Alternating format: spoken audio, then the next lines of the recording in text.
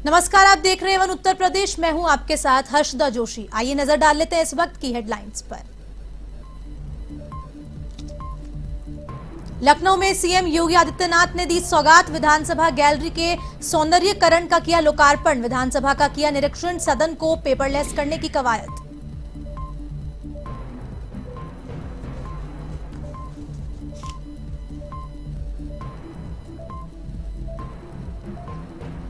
ज्ञानवापी मस्जिद मामले में सुप्रीम कोर्ट ने सुनवाई शुक्रवार तक टाली। एससी ने बनारस कोर्ट को भी फैसला देने से रोका। दोनों पक्षों को है सुप्रीम कोर्ट के फैसले का इंतजार।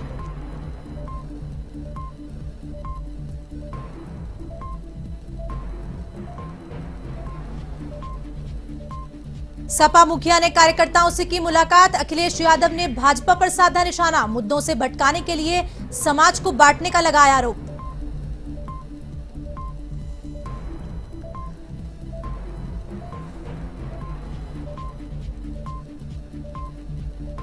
आजम खान को 89वें मामले में मिली अंतिम जमानत। 27 महीने बाद जेल से बाहर आ सकते हैं आजम खान। सुप्रीम कोर्ट ने कहा नियमित जमानत के लिए अदालत जाएं।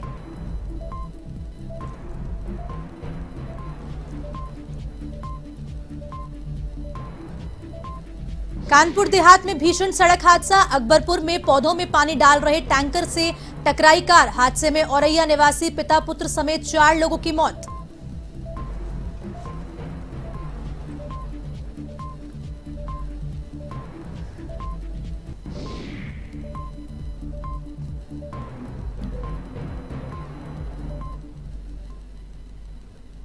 अब खबरें विस्तार से। लखनऊ में सीएम योगी आदित्यनाथ ने सौगात दी है, जिन्होंने विधानसभा गैलरी के सौंदर्यीकरण कार्यों का लोकार्पण किया। इसके बाद सीएम ने विधानसभा का निरीक्षण भी किया।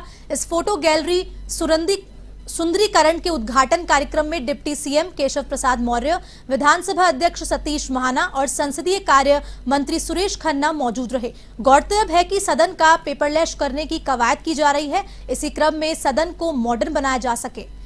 18वीं विधानसभा का सत्र 23 मई को शुरू होगा। विधानसभा मंडप में हर सीट में टैबलेट लगी हुई है। सदन के सदस्य पासवर्ड या फिंगरप्रिंट के जरिए टैबलेट को चालू कर सकेंगे। सदन की कार्यवाही का एजेंडा टैबलेट पर उपलब्ध होगा। प्रश्नकाल के दौरान सदस्यों की ओर से पूछे जाने वाले प्रश्न और सरकार की ओर से दिए जाने वाले उत्तर प्रश्न भी टैबलेट पर प्रदर्शित होंगे।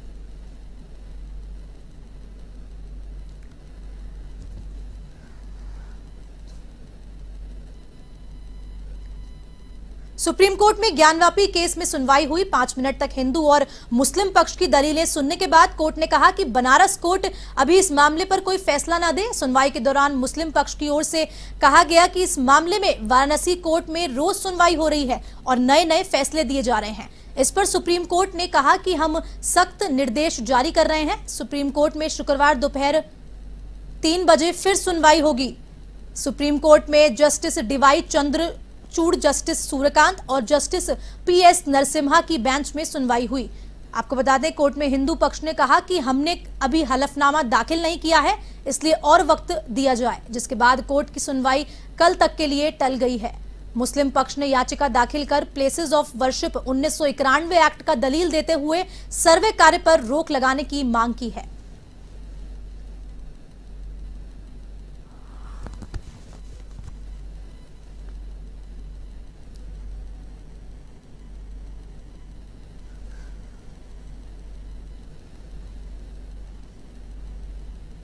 बस्ती पहुंचे पूर्व मुख्यमंत्री अखिलेश यादव ने कार्यकर्ताओं से मुलाकात की। इस दौरान अखिलेश ने बीजेपी पर जमकर निशाना साधा। उन्होंने कहा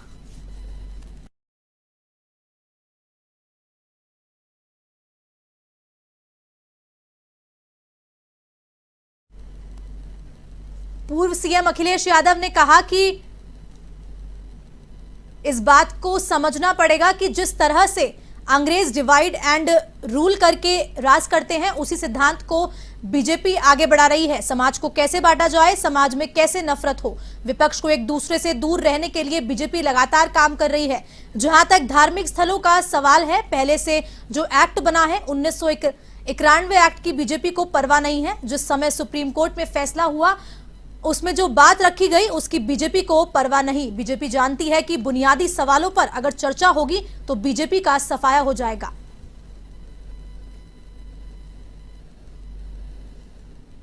बात को समझना पड़ेगा, इस बात को समझना पड़ेगा कि जिस तरीके से अंग्रेज डिवाइड एंड रूल करके राज करते रहे, उसी सिद्धांत को भारतीय जनता पार्टी आगे बढ़ा रही है। समाज को कैसे बांटा जाए, समाज में कैसे नफरत हो, और जो विपक्षीय लोग हैं उनके बीच में एक दूसरे से कैसे दूर किया जाए, इसी रणनीति पर लगातार भारतीय जनता पार्टी काम कर रही है। जहाँ तक धार्मिक स्थानों का सवाल है, पहले से जो एक्ट बना है 1991 एक्ट की परवाह नहीं है भारतीय जनता पार्टी को। जिस समय सुप्रीम कोर्ट में फैसला हुआ उसमें जो बात रखी गई उस पर परवाह नहीं है भारतीय जनता पार्टी को। भारतीय जनता पार्टी जानती है कि बुनियादी जो सवाल हैं उन पर अगर चर्चा होगी तो भारतीय जनता पार्टी का सफाया हो जाएगा। समाजवादी पार्टी के दिग्गज नेता आजम खान की अंतिम जमानत याचिका पर सुप्रीम कोर्ट ने फैसला सुना दिया है। सुप्रीम कोर्ट के justice L Nageswara Rao, justice BR. Gavai, justice S. Gopana की पीठ सुनवाई कर रही थी। आजम खान के लिए ये बड़ी राहत है। वो 27 महीने जेल में रहने के बाद बाहर आ सकते हैं। उन पर दर्ज 88 मामले में पहले ही जमानत मिल चुकी है। अब 89वें मामले में भी आजम खान को अंतरिम जमानत मिल गई है। सुप्रीम कोर्ट ने साफ कहा कि ट्रायल कोर्ट से रेगुलर बेल मिलने तक अंतिम आदेश लागू रहेगा। सामान्य जमानत के लिए आजम खान को सक्षम न्यायालय में 2 हफ्ते के अंदर अर्जी लगानी होगी। कोर्ट में आजम खान की पैरवी करते हुए कपिल सिब्बल ने कहा कि आजम के खिलाफ एफआईआर उन्हें जेल में रखने के लिए लिखवाई गई है। इस पर additional solicitor general S V Raju ने कहा कि शत्रु संपत्ति पर कब्जे के इस मामले के मुख्य आरोपी आजम ही हैं। उनके खिलाफ अवैध रूप से जमीन कब्जे का चार्ज है, जिसमें मौलाना मोहम्मद अली जौहर ट्रस्ट के तहत चलने वाले 3 स्कूल आते हैं। उनकी गिरफ्तारी जमीनों की जांच होने के बाद ही की गई है।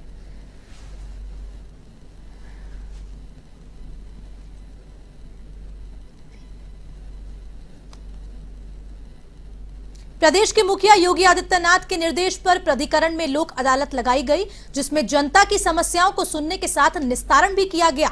लोक अदालत में सचिव पवन गंगवार, अपर सचिव ज्ञानेंद्र वर्मा के साथ अलग अलग जोन के जोनल ने जनता की समस्या सुनी।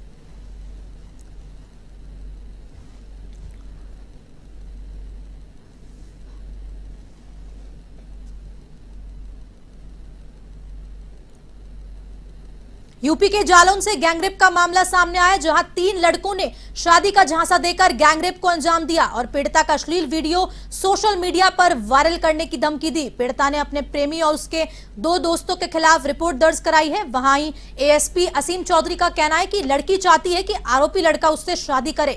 फिलहाल मामले में कानूनी कार्रवाई और जांच जारी है।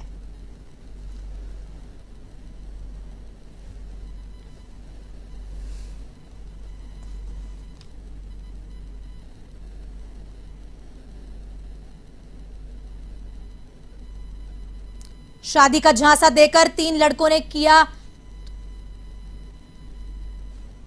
ये जो आरोप लगाया गया है, पीड़ित पक्ष ने एक तहरीर दी है, जिसमें तहरीर में उन्होंने बताया है कि वो एक लड़के के साथ रिलेशन में थी, शादी की बात उनमें हुई थी और उसका कहना है कि शादी का झांसा दे के 2 साल तक शादी का झांसा दिया और उसमें दुष्कर्म के भी आरोप लगाए हैं और वो चाहती है कि वो लड़का उसे शादी करे। इसमें घटना में जो विधिक कार्रवाई है वो की जाएगी।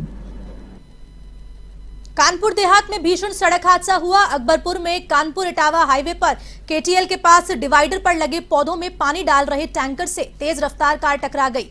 हादसे में औरैया निवासी कार सवार आरती पिता पुत्र समेत 4 लोगों की मौत हो गई, जिनका डीएम के निर्देश पर पोस्टमार्टम कराया, शव परिजनों को सौंप दिया गया है। हादसे में एनएचआई के अधिकारियों की लापरवाही सामने आई है। सिंचाई के लिए खड़े टैंकर के पहले संकेतक नहीं लगाया गया था। एसडीएम अकबरपुर वागेश कुमार शुक्ला ने बताया कि हाईवे पर नियमों की अनदेखी करने वाले जिम्मेदारों के खिलाफ कार्रवाई जरूर की जाएगी।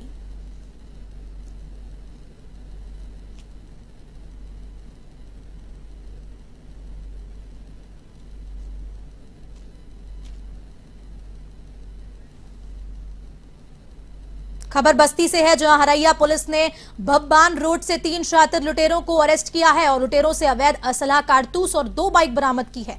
आपको बताते चलें कि बदमाशों का पेट्रोल पंप को लूटने का प्लान था। एएसपी दीपेंद्र चौधरी ने बताया कि पुलिस टीम को 25,000 नगद इनाम देने की घोषणा की गई है।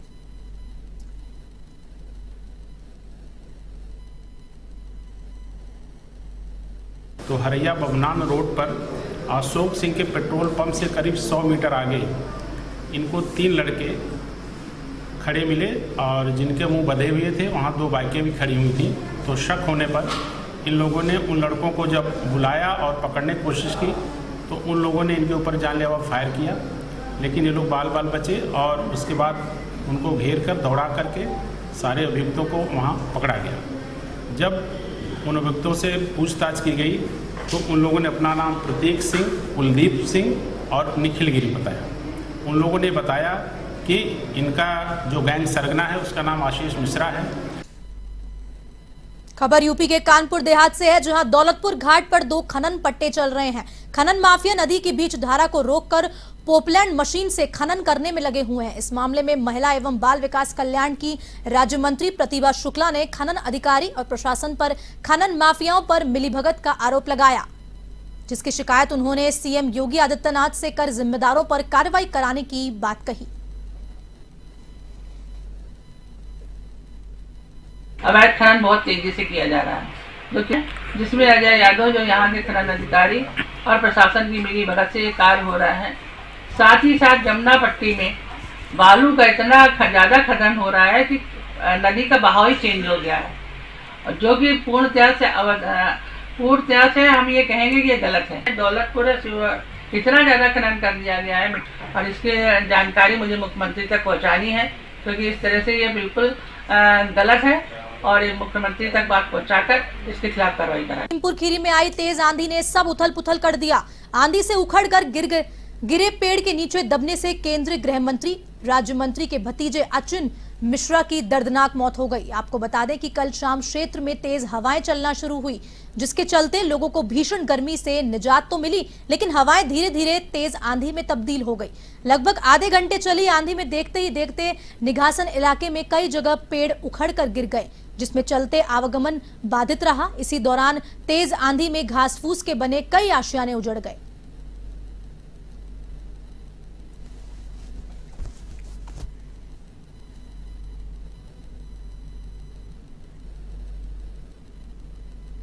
फिल्म दाखड़ के प्रमोशन के लिए एक्ट्रेस कंगना रनौत, दिव्या दत्ता और एक्टर अर्जुन रामपाल वाराणसी पहुंचे। इस दौरान तीनों ने काशी विश्वनाथ के दर्शन कर पूजा अर्चना की। इस दौरान कंगना की बहन रंगोली रनौत भी साथ रहीं। वहीं फैंस भी अपने बीच एक्ट्रेस को देख काफी खुश दिखे और हर हर महादेव का नारे लगाए।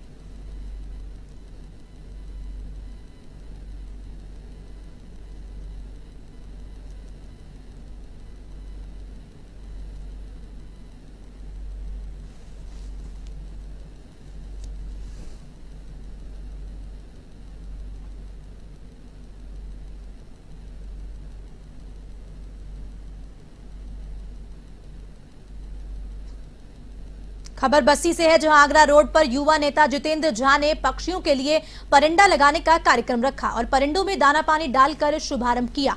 भाजपा के युवा नेता रोहित गौतम, सुभाष शर्मा और मुरारी झा ने बेजुबान पक्षियों के लिए इस सराहनीय पहल की प्रशंसा की और जनता से भी गर्मी के इस मौसम में पशु पक्षियों के लिए दाने पानी की व्यवस्था करने की अपील की।